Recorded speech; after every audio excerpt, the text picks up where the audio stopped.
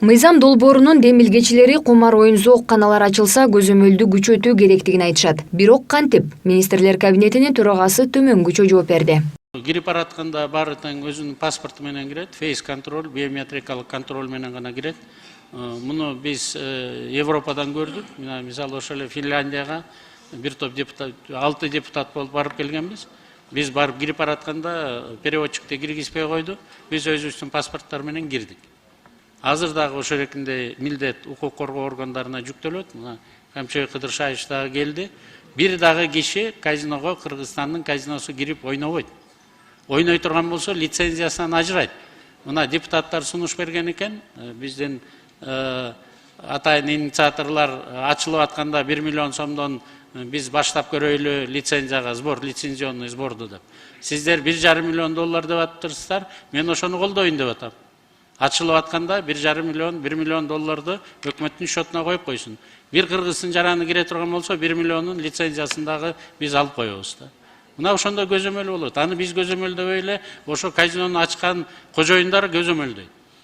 Казино ээлеринен тышкары кумар оюн жайларын контролдоо боюнча коомдук комиссиялар иштеши зарыл. Мындай талаптарды демилгечилер менен бирге жарандык коом дагы коюп жатат. Ар бир казино ачылган жерде коомдук комиссиялар бар. Биринчиден мамлекеттин көзөмөлү, экинчиден коомдук комиссиялар. Ошол эле жергиликтүү элден, аксакалдардан, тиги жергиликтүү бийлик өкүлдөрүнөн, баягы өкмөттүк эмес уюмдардын, жарандык коомдун өкүлдөрүнөн турган комиссия бар. Үй бүлөлөрдөн жана аялдар коомчулугунан кошулган катуу комиссия иштейт дагы, ошолордун бардыгынын тизмеси бар, киргизбейт. Эгерде андай бир адам кире турган болсо, ал жерде лицензия салынат да. Лицензия демекчи бул кумарканаларды ачууга уруксат бере турчу лицензиялардын баасы эле 1,5 миллион доллар болот. Акылбек Жапаровдун айтымында, аны кымбат баага алган ишкер лицензиясынан ажырап калбаш үчүн мыйзам талаптарын сактоого аргасыз болот. Бул жергиликтүү жарандарды ал мекемелерге киргизбегенге негизги жүйө болот деп ишенишет адистер. Контролду жакшы коюп коюш керек. Эчтекеси жок да. Атайын өзүнчө военизированный организациялык контроль боюнча. Кокустан бирөө ошондой болуп кире турган болсо, текшерип туруш керек да, конечно. Бирөө ошондой болуп туура эмес Кыргызстандын граждандары кирип кете турган болсо, шак охранасын чут эле түрмөгө камап, штраф салып, дегендей кылып, эмне болгон деп мындай жесткий мера кармап койсо болот. Мисалы, түрмөнү кирме деп тосуп койдуң, эчимди киргизе албайсың да. Или ошондой эле кылып түзүп койду, бул эле түрмөнүн бир формасы болот да. Ушунун ичине кирип ойношот, чет мамлекеттен келип, уш жерден жүрүшүп кетишет.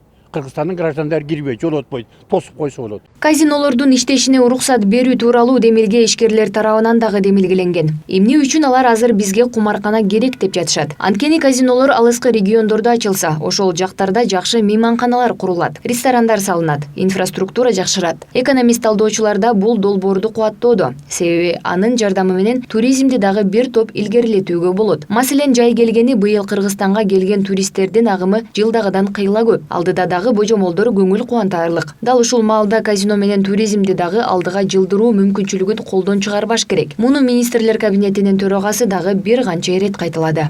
Биз ушундай инструментибиз жок болуп атат. Туристтерди чакырып келип, биздин кооз жерлерибизде ал бирөөлөр казино ойносо, анын үй бүлөсү калган туризм менен алек болот экен да. Биз ошону карап атабыз. Мыйзамдын жобосунда республиканын ар бир облусунда казинолорду ачууну мыйзамдаштыруу сунушталып, кыргыз жарандарын ал жака киргизүүгө тыюу салынат деп белгиленген. Казинону жергиликтүү дагы, чет жерден келген ишкер дагы ача алат. Бирок ишкердин резервдик фондунда шаарда 5 миллион, региондордо 2 миллион сом болушу кажет. Талаптар аткарылбаган маалда лицензия кайтарылып алынып, чоң өлчөмдө айыппул салынат.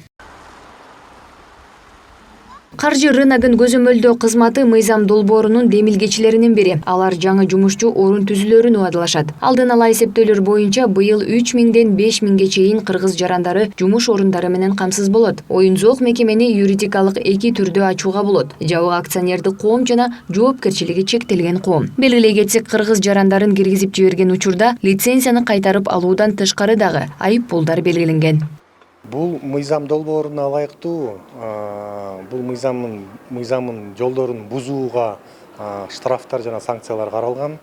Аларга токтото кетсек, оюн-зоок оюндарын уюштурууда мыйзам бузуулары аныкталса, бул 280 миң сомдон тартып оюн-зоок мекемелеринин организаторлордон салынчу нерсе жана рекламаны туура эмес берүүгө, туура эмес рекламалоо боюнча дагы санкциялар каралган.